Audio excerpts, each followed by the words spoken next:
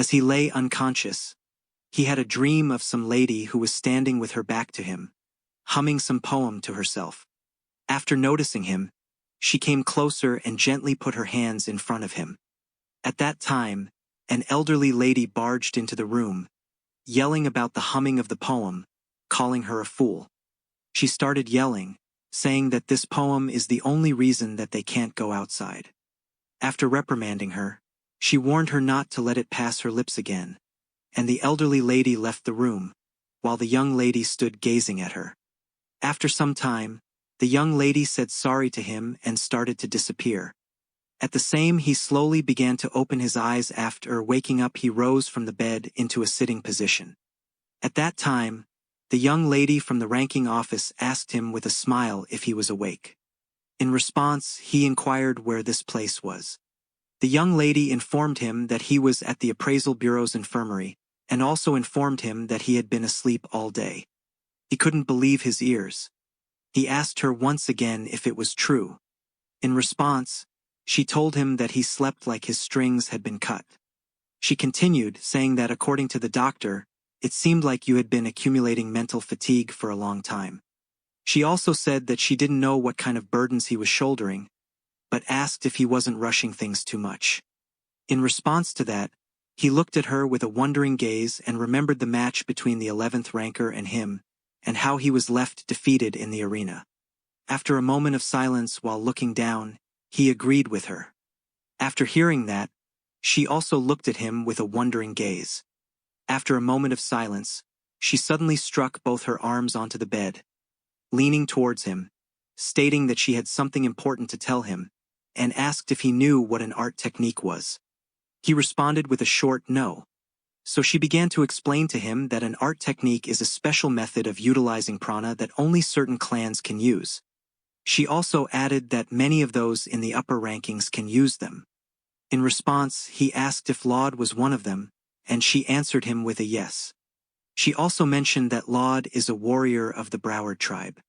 She continued, saying that they are a group of skilled hunters who live in the southern wetlands, and their arts are often passed down within the tribe as oral poems.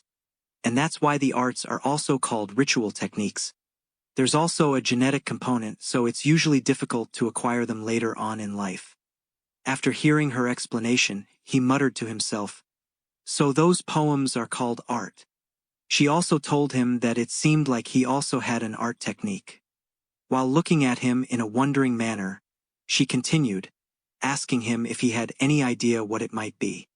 After hearing that, he suddenly remembered that lady from his dreams and told her he may have one.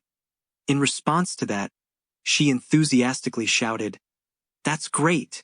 She continued shouting while jumping up and down that an art technique is an amazing talent for a ranker. She also added that she was convinced once again that Lo could become a top ranker.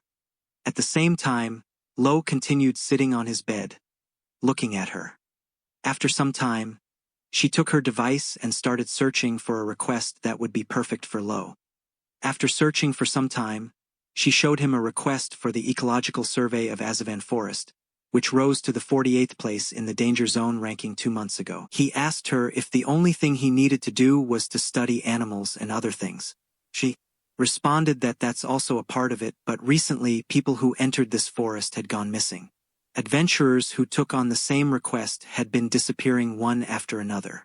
This included people ranked in the thousands, and even an adventurer ranked in the 800s recently vanished.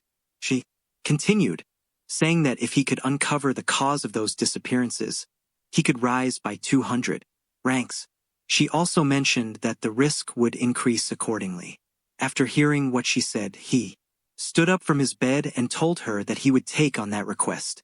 He continued, "You introduced it to me because you thought I could do it, right?"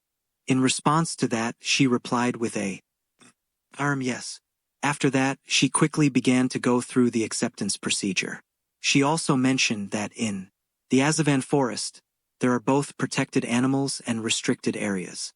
She also added that it should be fine because she would be with him, but she warned him to be careful. In response to that, he inquired what happens if someone breaks the rules. She responded that your ranking would drop.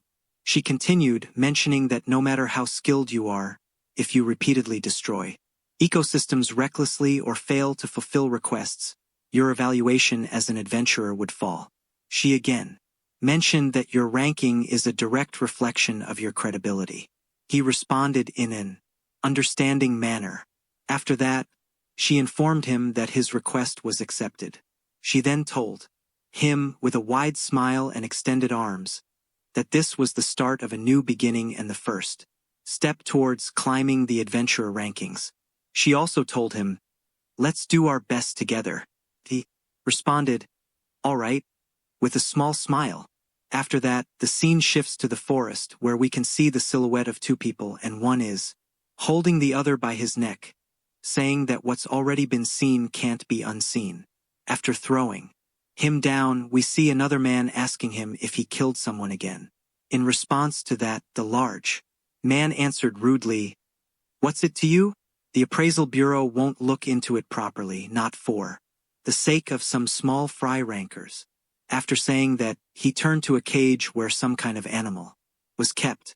After forcefully putting his leg on the cage, he continued, saying that diligently raising your ranking seems foolish to him, while saying that we can see a wolf with a blue horn lying in it. He continued, saying that if he could sell this horn, he could instantly become a 3-digit ranker. After hearing this, the bearded man replied that strength alone isn't enough to rise your adventurer ranking. He continued, saying, while pointing his index finger, that he is here for those who suffer from such unfairness. At that point, their identities are revealed. Rosso Cruel, 76th in the smuggler ranking, and the large man Dalkin Iris, 672nd in the adventurer ranking. Laughing like a madman, Iris stated that he would become one of the top 100.